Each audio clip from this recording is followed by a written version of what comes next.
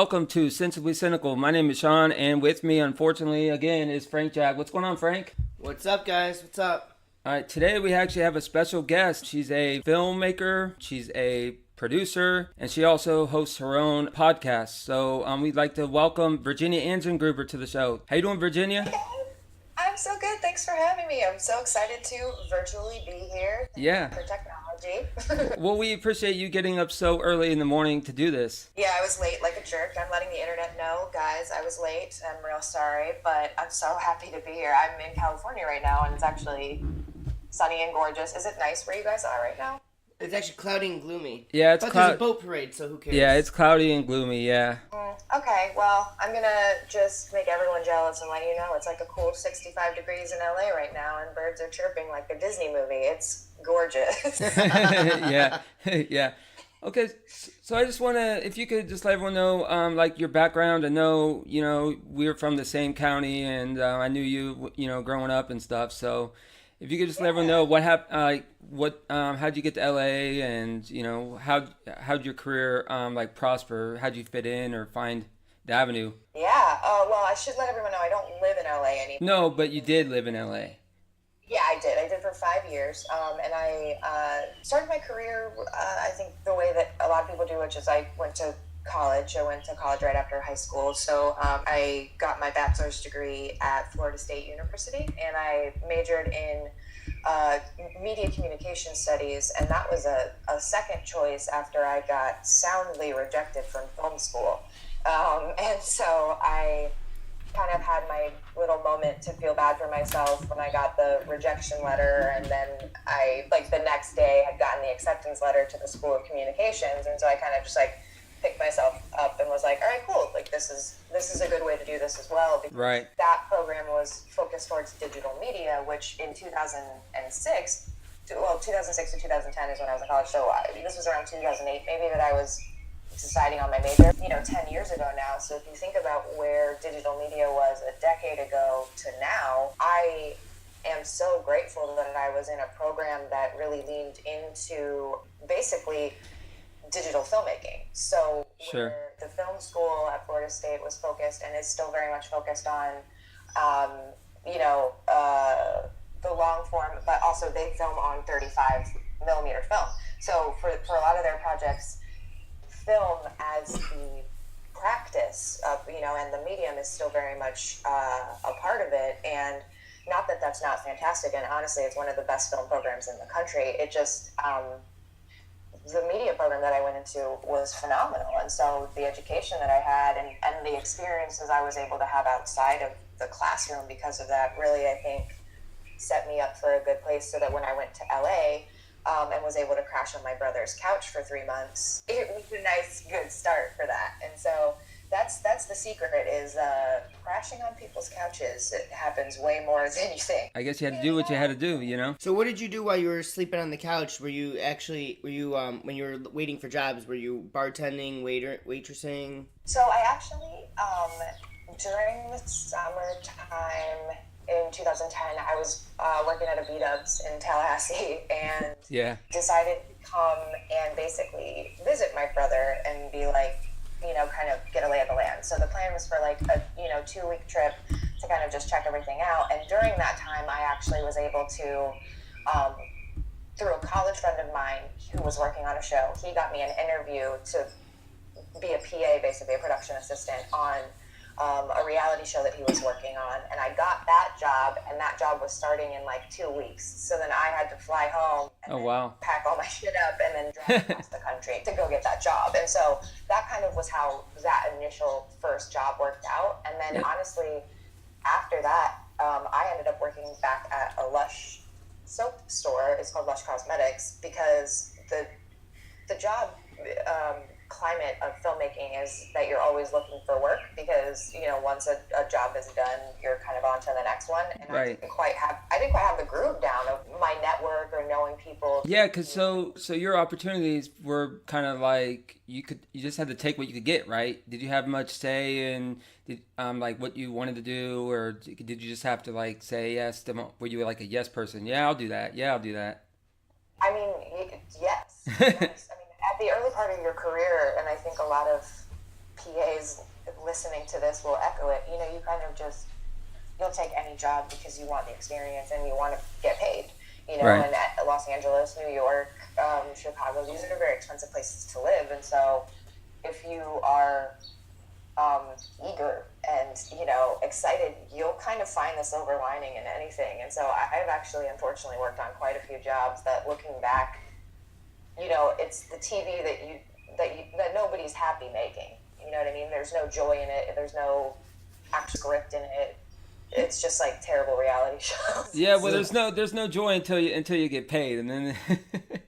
Right, and that's the joy of having a place to live. You know. Yeah, there's no joy until bills are paid. Yeah. Exactly. So it's, I mean, it was, but through that, you know, you meet phenomenal people, and you always you try to make the best of what, you know, you have, right. And you learn what you can. And so you've done a lot of different things though. So because you said you take any job you want, it says that you've been doing some producing, some post production, even some acting at some point. Yeah, that's just normally for friends if they need somebody in a film or something like that, or a sketch. I'll do something.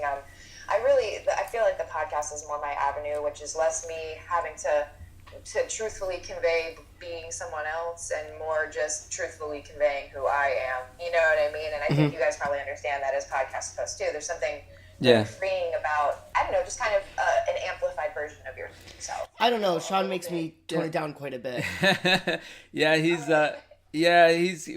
think that's what kind of works. You know, I've been, like I said, I'll do a quick background on the podcast. You know, I've been wanting to do a podcast for quite a while.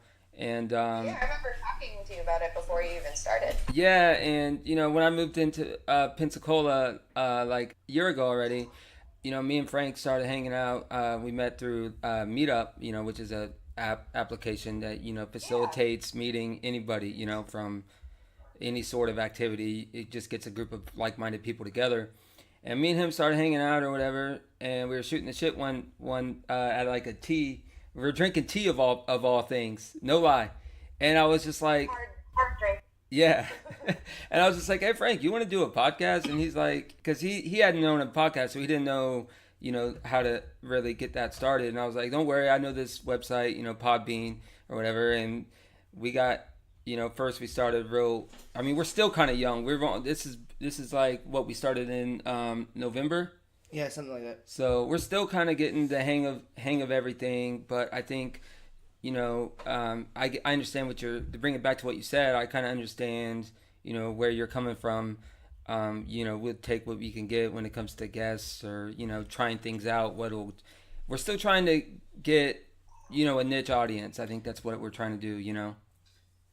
Oh, yeah, well, I think with anything, it's just finding your voice and you know, that takes time with anything. Yeah. And the truth about podcasting is that it is a creative endeavor. I don't know if maybe a novelist or something is going to maybe consider this medium, but I think that communicating on any large scale form and with the internet, that's really what you're doing when you're communicating and you're putting something out in hopes that people are going to hear it kind of all over the world. Something that you end up having to hone and you really got to get into it. But like, I feel like you guys are crushing it, and like it all comes and falls into place the more you do it. You know? Yeah, we appreciate that, you know, coming from you. I know Super Hungry podcast. I know you're doing your new venture. You can, you know, promote whatever you want on here. You know, it's an open book for you. So you could explain, you know, your newest show or what's going on with that. How's that going? Yeah, so I have a podcast called Super Hungry, the podcast, which you just mentioned, and that has 2 seasons that you guys can find on iTunes or at superhungrypodcast.com. All the episodes are backlogged.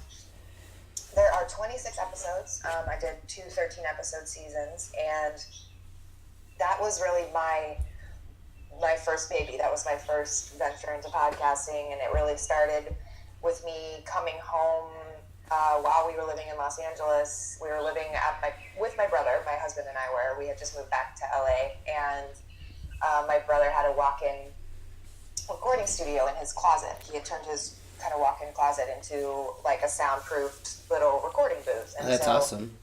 I came home one day and I was like, I think I have everything that I need to start this. And so I just kind of took like a day or two to concept what I wanted, and then kind of just went, and it had started with me just interviewing a lot of my friends who were actors or filmmakers out in LA, and then kind of spitballed into being able to use the connections that I had made working for so long to reach out to some of these people that I had worked with and then just totally admired for years. And so some of my favorite episodes are, Tom Wilson, who is Biff Tannen in Back to the Future, and is one of the funniest, his stand-up comedy is just so funny and legendary. And one of the best things about that was after working with him for months on a show, getting to sit with him for 2 hours and have him tell me things that, I didn't really know about him. Like, he was,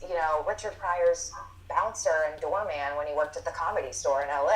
And I don't think it would have happened if I wasn't a PA on a show called Zach Stone is going to be famous on MTV that Tom Wilson was the dad on. You know what I mean? So it's funny because all of these choices I think that you make in life, and all the choices in life that create the path that you're on, I think they're intentional, and I think that I think if you're a good person, and you put good out into the world, it comes back. And I think doing the show really amplified that for me, because the goal with it really is, the long form title of the show is Super Hungry Conversations with Not So Starving Artists. And the goal is really to give working artists, aspiring artists, to give them a message that, you can do it. It's probably going to take a lot of hard work, and there's going to be some pitfalls along the way, but it's worth it, and it's possible. And here are some stories of people who have made it happen. Yeah, I listened to a few episodes, and I just had a question. So how did you get Aaron Carter on your show? Did you have to reach out to his agent, or Yeah, so I assume that's what happened. Yeah, no, that's another great thing that I'm really I love to let everybody know, is that I have a lot of wonderful friends in the industry, and a lot of people who have really believed in me from the beginning. And so Aaron Carter specifically happened because his representative at the time is a really dear friend of mine named Chad Schubert, and he is a phenomenal agent, and also he's a publicist rather, but he's also a amazing writer, and has been doing essays lately for different magazines and things like that. He just recently interviewed Marianne Williamson, and he really, like the small group of people that have really helped me grow it, he came on board and basically was like, if there's something you need, let me know. And so as season 1 grew and I progressed in the show, he kept kind of like an eye on me. And then once I think he felt comfortable enough that I'd be able to handle myself in an interview like that, he was like, hey babe, yeah, I'll put you on our radio day. And so I was then one of the, probably 10 interviews or so that he had that day, but I was able to get a solid 15 minutes with him. And really, I think we actually really had a great conversation, to be honest, about his new album, and clearly had some issues since then, but I think he's a really overall sweet guy, and so that actually was a really because I'm sure you were just. I'm sure he had multiple ones promoting his album, right? Is that what the deal was? Yeah. And normally, what happens, and that was a similar thing for. I also interviewed Brian McKnight, who's a. Yeah, I saw that one too, or listened to that one. And so that was a similar. Chad also is his rep, and so he again put me on basically, and I was a part of the media day, and so really what I was able to do through the generous help of other people who and that's, I would say, to anybody listening that wants to start a podcast, because that's kind of what we're talking about a little bit, is have a group of people that you trust their opinion, and go to them with stuff, because people are going to be so much better than you at other facets of what you're trying to do. And if you have a handful of people who you really you trust their taste, you trust their judgment, you trust their opinion, invite them to be critical. If they sure. need to be intense about it, but invite them to be critical so that you can get the notes that you need in a safe environment, for yourself. Right. Not anything that is too emotionally taxing, because I think especially when projects are in their infancy, they need nurturing in a way that is constructive. And so I'm just so grateful that I've always had that tribe. And so after 2 seasons of Super Hungry, I kind of got a little burnt out on just that concept. And also I moved, so I wasn't living in Los Angeles anymore. And not that's not really, it doesn't matter that I'm not living in LA anymore. There's tons of working artists everywhere, but I think my focus shifted a bit more. And to be honest, I just have always been really interested in, I don't think I'm a fantasy nerd. I'm a fantasy literature nerd. I have a religious studies minor from Florida State because I just am interested in religion kind of as a sociological kind of conversation, I guess. And so I have a friend named Alexander, and he and I met and are both super nerds. And I grew up extremely religious. I went to a Southern Baptist high school, and Sean mentioned we grew up together and went to the same county. It's where we're from is kind of lots of churches. Middle of nowhere. You went to a religious school? Yeah, Florida Christian Academy. Yeah. Yeah, man, I'm from Titusville. What up? 3, 2, 1. Yeah. So it's like, you kind of, I think for me, it just is like an extension of conversations that I always have with my friends anyway. And so the new podcast is called Fantasy God. And we're basically just taking a look at religious undertones and themes in our favorite fantasy novels. And so we're starting with C.S. Lewis in Chronicles of Narnia, but we're also expanding outside of just novels. We're going to be reading essays and things like that because a lot of these guys want short form, pointed thing. So we're kind of just taking a look at that. And I really like Alexander's point of view because he is a former missionary. Oh, wow. We kind of have a really interesting perspective. Each bring a really interesting perspective to the table. Yeah. Missionaries, now, I met a lot of missionaries when I went to a meeting they had down here in Pensacola. It was about missionaries from all over the world. So missionaries, they spend a lot of time just literally going to these different places and preaching, right?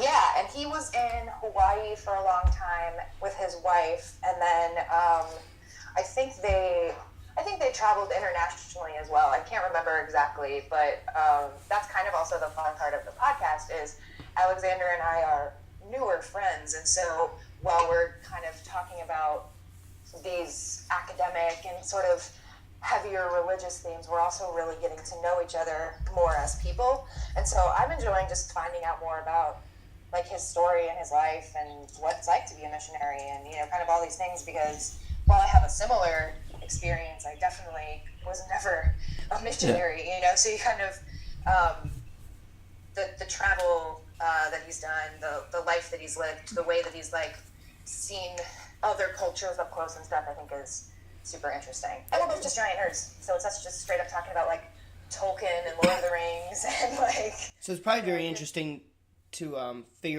find out how you guys have lived such different lives, but somehow something you've done in your life has led you to the same interests. That's exactly right. That story alone is probably interesting in itself. Yeah, that's exactly, and it's that same kind of that I was just saying before. It's all the choices you make lead you to where you are, and so it's really cool to see where our journeys have brought us to be in the same place now. Because he's not from Michigan as well, which is where I live now, Michigan, aka the coldest place in the world. Yeah, there's nothing worse than that Great Lake wind. I lived on Lake Ontario for a few years. It's awful. Oh yeah, dog. Then it is bitter cold. Hey, so the transition. I was wondering, first, obviously, so to piggyback what you were saying about not having connections. So can you explain the obvious, how'd you get involved with Marvel and Captain America and, the Hateful Eight, etc.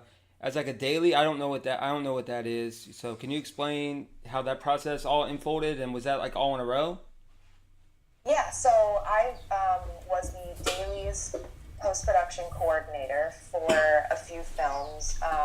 Specifically for Marvel, I worked on Captain America 3, and I worked on The Hateful Eight as we were doing the dailies, but then also the final color on that as well, the DI. So what's dailies? What's daily? What's that mean? What is that? So dailies are the footage that you shoot each day.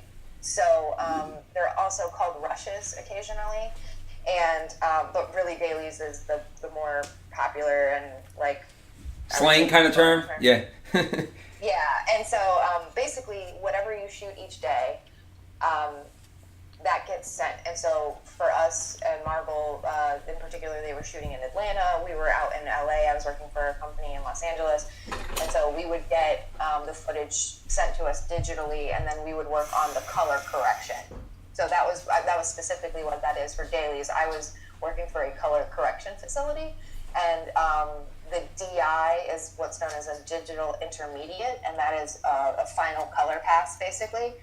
So you do a color pass on the dailies, and then once the edit is completed, then you do the final color pass on the full edit. And so I worked for a company that was, basically that's what they did. They did color correction. And so I was their in-house production coordinator for about 6 months. And so they, as a company, were simultaneously working on a few different projects. So I also was able to work on a project for IMAX that was in conjunction with NASA that was shot on the International Space Station. And I got to hold hard drives that were in space. And Sean, we are from Titusville, man. Kennedy Center is like making my head explode. Right. That was the whole thing. I got to have lunch with an astronaut, dude. It was like the best. I bet. So great. I still think it's I still, even though it's better for the future, I still think it's crap they got rid of the space shuttles, because it was nothing like seeing one. But that's for a different conversation. I know, man. And I used to live across the river. Like that apartment that I was in with my mom and sister was literally right across the river. So like when the shuttle boosters would fall off, like the sonic booms in our windows, because that's how close we were. Yeah, I lived in Mims, but even in Mims, like I still could see them. So that was pretty cool. We didn't even have to leave our houses to see the launch. It was pretty cool. That is pretty cool. And even rockets. We lived there in like the 90s, so it was like launches all the time. Yeah, and that was like a social thing to do too. Watch the rockets. Yeah, people would get together and nice. And then on some of on like US1 and stuff, people would just stop.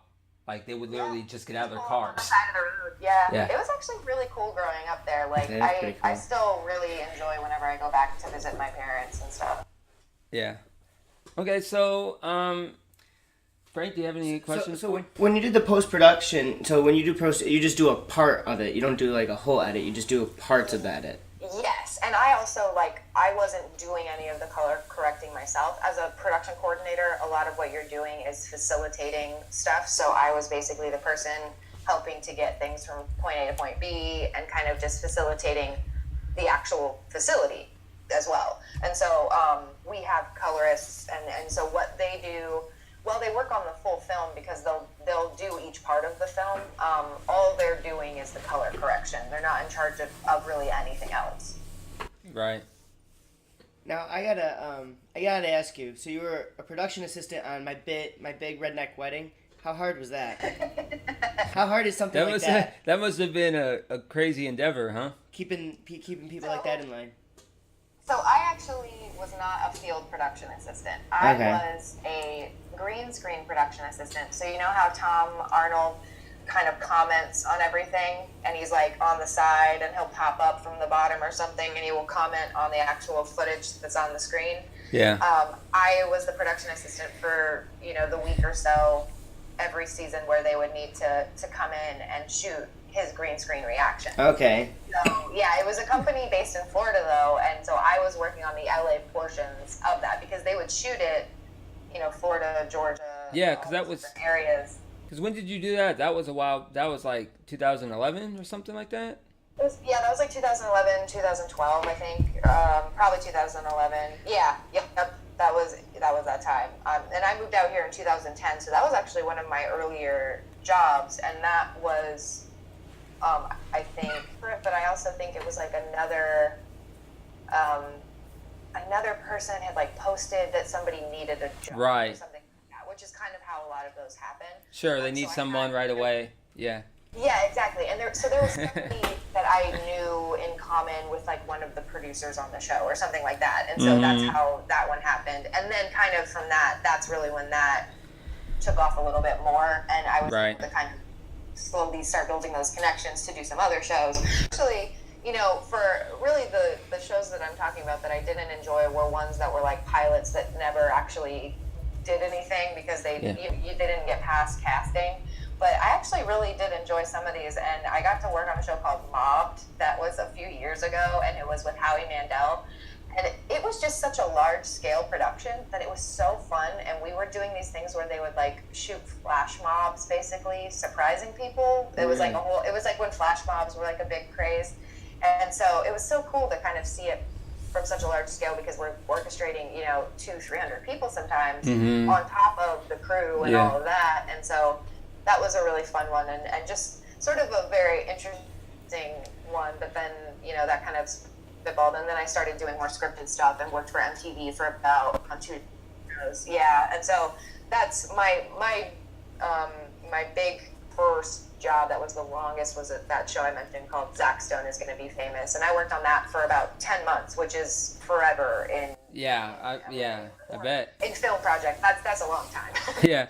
So when you're putting together a flash mob, how long does that take? How much work is that to get everyone coordinated to do that? Oh my God! So I was a PA on that, but I can tell you that I remember that they had been like rehearsing for like days, and then there was like a live. The team of like, cameramen and everything, because it was like live to tape, and so they're doing like, honestly, we probably had a crew of at least 150 people, and then like, I can't even imagine. I feel like those production coordinators really had a lot to kind of to deal with, because I was just a PA at that time, and but I would probably say something like that is at least 3 months of prep. Jeez, and right? Then you're probably because you're casting, you're picking locations, you're coordinating with those locations, you're getting your crew, you're making sure that you've got all your security, like anything like that you need. You're coordinating any of the like celebrity guests that are going to be on. Right. There's so much that goes into that. Yeah, speaking of coordinating, I was doing a little like research, I guess, of your history, and now can you explain what Party Foul was? Like, is that a short? Did you get into? Are you into like short, doing shorts and? How? Yeah, so Party Foul was the first like original short film that I produced, and I was the story editor on. And my boyfriend at the time, who became my fiance before we shot it, and is now my husband, was my collaborator on it and was the director. And that was just our first kind of foray into doing narrative short stuff, because like we do sketches and music videos and things like that, but we really wanted to branch out and kind of just test the waters, right? Yeah, exactly. Like it's and to be honest, looking, and I think a lot of people, a lot of artists probably feel this way. It's something that we made in 2014. It was 2018. Like, I feel like it's a reflection of the filmmaker I was at the time. I feel like I'm still really what it is. Right, it gave you experience. Exactly, and we were able to have a really fun film festival experience with that, because it got into about 6 or 8 film festivals, and we were able to, kind of travel with it, and we also were able to rate, like, it actually showed us that we could do filmmaking from the ground up. We raised $8,000. We hired our friends. We actually got to pay them. We were able to actually make a movie and hire our friends, the people that we wanted to work with, to make this movie. And so, for me, that was like the greatest win. Of that was. So you initiated the casting process. Sorry. Oh, sorry. Casting, is that what you said? Yeah. So you had to initiate the casting process, right? Tryouts and whatever, or. Yeah. We did some video stuff. So we had people send in videos, but then we also some of the people are our friends in real life that are also actors. Sure. Recommendations from people, and then we met them in real life. Our lead actor, Kyle, is a guy named David Flannery, who is so talented. Sometimes it makes me sick, and is just like the nicest.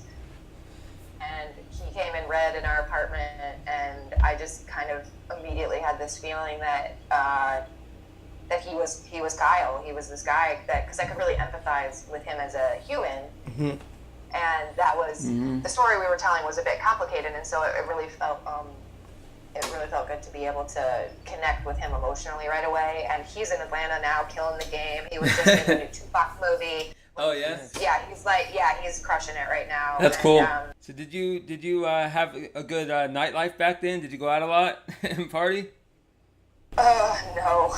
I don't feel like I ever really did. I did for like 1 year in college and then was like over it, to be honest. And, yeah. So you never got invited to or parties or whatever? Or you didn't know that scene very well? Yeah, sure. Yeah. I mean, I just was not like a. No, that wasn't. I see what you're saying. But yeah, no. Occasionally you get invited to things out here, and you get to go to stuff. And again, I'm really lucky that I also have, family and friends in the industry. So every once in a while, I get to go to a cool party and meet Johnny Depp. That's pretty awesome. Was there any like people like trying to like obstacles? I guess is what I'm trying to, for lack of a better word, obstacles in your way. Like, I mean, I think there are always obstacles in anybody's life. I don't think I've had any more or less than anybody else. I think it's using the resources that you have smartly. I think it's working hard. Like that's the reality of any. I think anybody that's truly successful needs to work hard. Right. Because I think that if you're someone who has been born into privilege, you can be a truly successful person by using that privilege to not only better yourself but others. Right. So it's not just coming from like a small town like we're from and like working your way. Yeah. No, it doesn't have to. That's all. That's what I was saying was I bet there was a lot of obstacles. So. I mean, yeah, but I think that as long as you kind of know that you want to keep growing and I think also it's being open to things maybe looking differently than you thought they would look like, which is true for anything, right?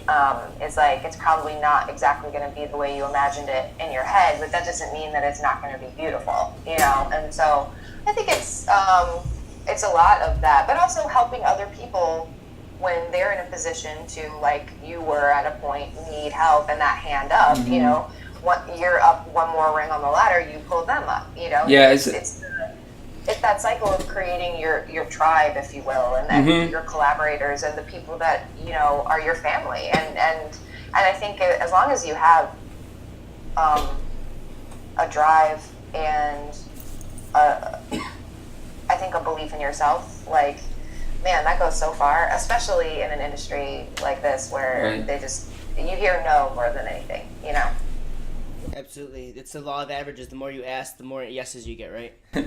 Yes, exactly. Like I haven't, the things in my life that have been successes and wins are only wins because I wasn't afraid to have the 10 failures that came before that, or the 10 no's that came before that. I think it's realizing that a no or a failure isn't a permanent position, right? Absolutely. It's not a permanent state of being. And so that's the thing, is just remembering there's going to be a new day tomorrow. And if you're lucky enough to wake up to it, make the most of it. Do what you can. And you learn more from failure than you do from success anyway. Heck yeah. Yes. I mean, now, don't get me wrong, successes are phenomenal and amazing. But, sometimes it's realizing that you have to understand how bad feeling can suck. And how bad it can feel to then really truly appreciate the amazing things. And I think a lot of people hate losing more than they like winning. Yeah. Yeah. And that's a real human fear, right? Like that's like the thing I think everybody can relate to, is that fear of jumping because maybe you don't know what's under the surface of the water. It looks like it could just be the ocean, but who knows? Yeah, who knows? Right. So I wanted to transition. So you left LA, and then can you explain, what you have going on in Grand Rapids, Michigan? Is that, and with the you're a marketing coordinator? Is that what you're doing now, or? Yeah, so I'm a content and communications manager, and my husband and I started our own company as well. So we have a couple things. We live in Grand Rapids, Michigan. He's from Traverse City and went to school in Grand Rapids, and it's just a great little art city. It's a great town. It's not too big. It's got enough of a city vibe for me, and we're like 2.5 hours from Detroit and 3.5 hours from Chicago, and it's honestly like, for it being, the Midwest and specifically West Michigan, like actually, I truly enjoy it, and I've found a really great group of people that have kind of become our, community, which is great. But yeah, we started our own company called Snowball Studios in January of last year, and we are in year 2. We had a really successful year 1, and we do marketing, video marketing for companies and things like that. But also, like all startup businesses, it actually surprisingly isn't paying all of my bills right now. I actually recently just took a position as the content and communications manager for a church called Fountain Street, and it's a completely non-denominational interfaith church that's in downtown Grand Rapids, and it's 150 years old next year. And a lot of what we focus on as a nonprofit organization and as a church is community service. So I'm really excited because I'm able to kind of just creatively flex in a way that I hadn't before. I'm the department head of this, so I'm in charge of kind of everything, and that's not, I mean, obviously I have a boss and things like that, but like creatively, there's a lot of freedom, and so I am actually I'm currently in pre-production for the feature-length documentary that I am writing and directing, because they have 150 years of history that includes, you know, Eleanor Roosevelt and Winston Churchill and Amelia Earhart and, you know, even Tiffany Haddish was there just like 2 months ago. Oh, the Tiffany Haddish.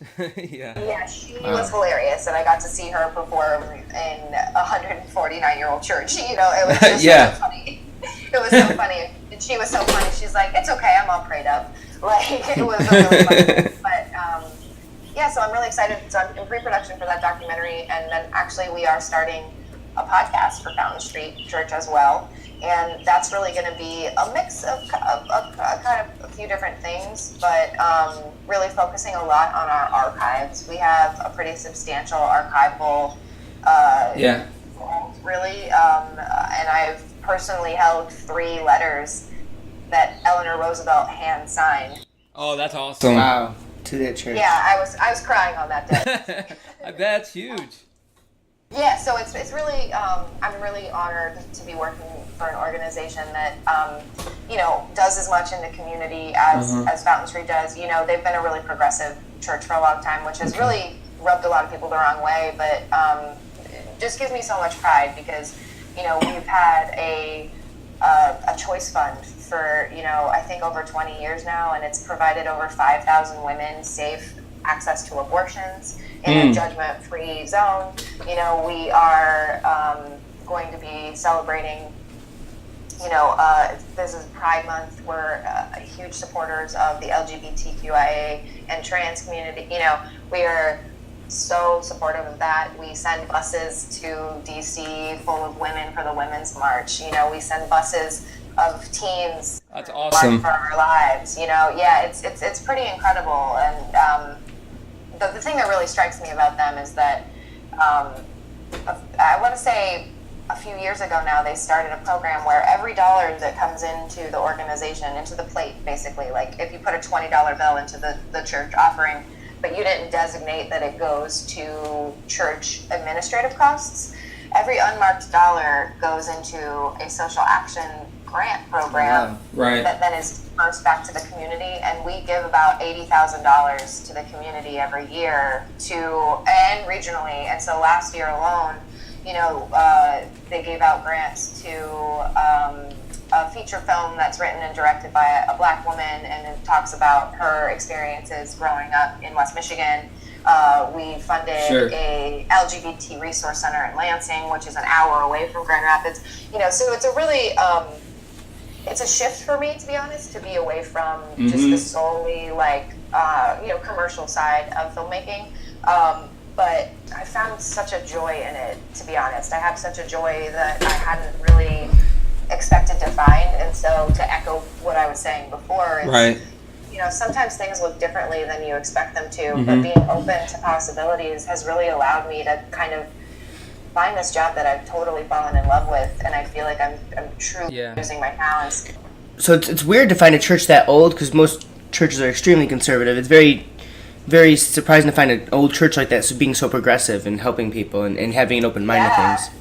Yeah, man, and they started off as like a Baptist church back in the day, and it was pretty, like, they had always, I guess, been pretty progressive as a Baptist church, And people were like, there hasn't always been the most open, perspective on it, but I am really proud that they've persevered and continued to be that light for those marginalized communities, and to really be an open space for people to come and craft their own spiritual journeys, because I don't think necessarily people want to be told who God is. Sometimes I think it's nice to just be able to find it out for yourself, or experience it in your own way. And so it's interesting, because I think growing up religious, I definitely fell out of the orbit of it when I left the church. And so I am as surprised as anybody that I've kind of orbited back in. But I think the one thing that really connects everybody at Fountain Street for me is just that we all care about people. And that, especially now, feels like something that's tangible and real, and that I can pour into, but that also pours back to me as a person. Hey, so Virginia, do you have a sensible or a cynical thought for the episode? I have a sensible thought. Okay. I don't think I swing cynical enough to really have a cynical thought. I think that all I can, so advice, right? It's supposed to be advice? That's what you want? Yeah, just like anything sensible. Yeah, like anything sensible. Like basically advice, or do you have anything that, you've done so far in your career, or whatever? It could be about anything. Just anything positive. I guess I'll just say something that I've been saying to a lot of people lately, if that's okay. Yeah. Like this. Okay. So I've been having this conversation with, and when I say a lot of people, like, if any of my friends listen to this, they'll be like, girl, we had that conversation. Like, I've been saying this to a lot of people, but I really feel like if you allow yourself to change, if you allow yourself to find happiness in something different, you might surprise yourself. But I think more than anything, I want to impart a realization that, and it sounds morbid, so bear with me, because I'm going somewhere. No, it's fine. It's fine. But we're all gonna die someday, right? Like, it's gonna happen. Yeah. We're all gonna die. Pretty aware, unless reincarnation, but I'm not a believer in that, so I'm with you. But the current form of our bodies, as we are, even these personalities that we have, right? They're gonna, our spirits may go on, but our personalities are likely going to dissolve, right? I won't be Virginia anymore. I'll just be the energy, right? Sure. But if that's the inevitability of everybody, right? We're all headed there. Let that thought, let that realization be something that you actually think about more than you ignore. Because if you wake up every day and realize that you're going to die, if you have that moment of thinking, wow, like, it's another day that I get to live.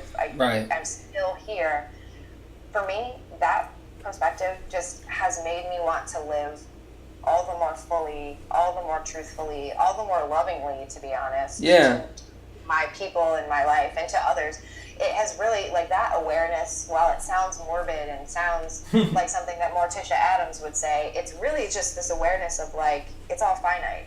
Right. And so if you can let the small things go, try to, and if you can really fight for those things that are important, do that, because eventually it's all going to end, and all you're going to have is what you've contributed. That's all we can control, is what we contribute. And so I think it's just, I don't know, wake up and think about death more. There you go. Frank, you're up. Do you have a sensible or cynical thought for the episode? So I have a sensible thought, and it goes back to, Virginia's story about, how she was sitting on the couch, and she was just, from time to time, hopping from job. She was working at a soap store, and then she progressively, got better. And that has to do with a lot of successful things. To be successful, sometimes you have to just work hard and roll with the punches, and when you're an opportunity to swing hard. I'm gonna go cynical. I think that basically I'm just cynical on some people and their, I guess, lack of. You gotta be negative. Yeah, well, we're sensibly cynical, Frank. Can't have three sensibles. I can't allow that to happen. Balance. It's sensibly cynical. Yeah. So basically what I'm saying is I'm cynical on the people that sit on their ass and do nothing. Like, The people that, you know, no offense to people that play video games. People make money off video games. I'm not saying that, but I think people that stay indoors and they don't basically, they rest on their laurels. I think that's, you know, a bunch of, you know what.